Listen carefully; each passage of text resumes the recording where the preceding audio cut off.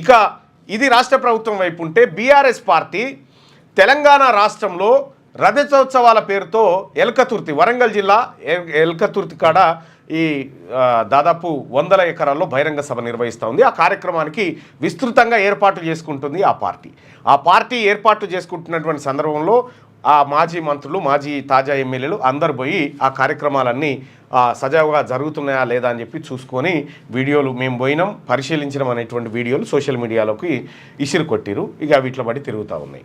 ఇక ఇది కాకుండా హరీష్ రావు ఎక్కడ? రజతోత్సవాల వేళ హరీష్ రావుకు ప్రాధాన్యత తగ్గింది అనేటువంటి చర్చ సోషల్ మీడియాలో, మెయిన్ మీడియాలో కూడా కొంత చర్చకు వచ్చింది. నిజంగా హరీష్ రావు ఉనికిని తగ్గించారా, కావాలనే తగ్గించారా?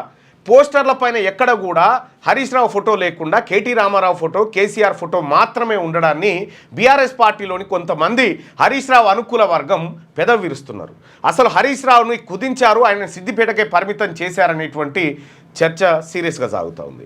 హరీష్ రావు కూడా సో దానికి అట్లా కౌంటర్గా కాకుండా మనమంతా రజతోత్సవాలను విజయవంతం చేయాలని చెప్పి సిద్దిపేట ఈ ప్రాంతంలో ఆయన నియోజకవర్గంలో సభలు సమావేశాలు పెట్టి ప్రజలను సమాయత్తం చేస్తూ ఉన్నారు. సో నిజంగా హరీష్ రావుని తప్పించడానికి కూడా ఆయన దగ్గర ఏం లేదు. సో ఇక్కడ కేటీ రామారావును రజతోత్సవాల వేళ భారీగా ఎక్స్పోజ్ చేయాలనేది బీఆర్ఎస్ పార్టీ లక్ష్యంగా కనిపిస్తూ ఉంది.